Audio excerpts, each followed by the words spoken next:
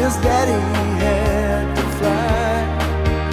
Oh, but I know a place where we can go, still untouched by. So Don Henley was a founding member, drummer, and co-lead vocalist for the band The Eagles.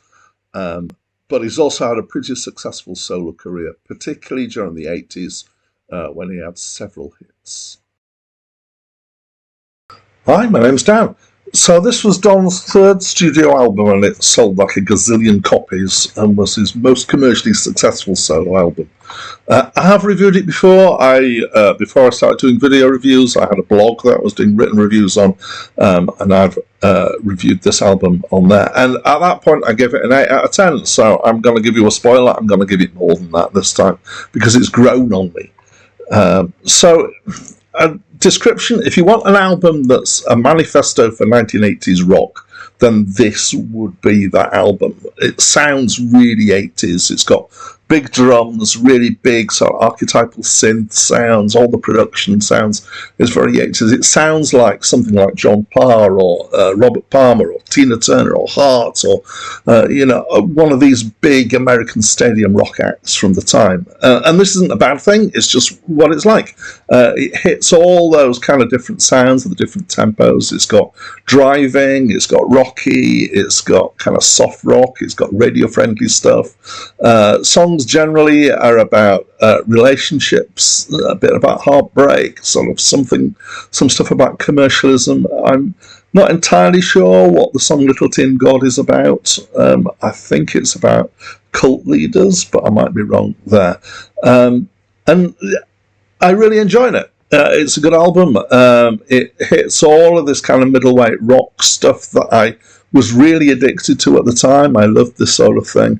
I'm less addicted now, but musically, production-wise, and particularly songwriting-wise, this is really, home ground for me, and I like it. It's well done. So if I'd bought this in my early 20s, I would probably know it backwards by now, because it's that sort of album, and I probably would have played it loads, because it would have hit the spot. And it still does hit that kind of spot. The real hero here, I think, is the songwriting. It's really good, particularly the lyrics. There's occasional bits that are a bit kind of more cliched, but actually mostly it's quite thoughtful, it's nuanced, it's economic in that it says a lot with few words. New York Minute is my favourite track on the album easily, even though I'd say it's a good album, because I absolutely love that song. It's really evocative. It says loads. But there's other songs that have got some really good lyrics in them. So I've got a couple of examples from the track, given what you've got, which is, you cross a lawyer with your godfather, baby, he makes you an offer you can't understand, which is just great. And then another one from the same track, but you don't see no hearses with luggage racks. He can turn a phrase, and it's great. So, yeah, I really enjoyed it. Do you know this album? What do you think of it? Please let me know in the comments down below. That's it from me for now. Lying here in the darkness, hear the sirens wail. Somebody going to emergency. Somebody's going to jail.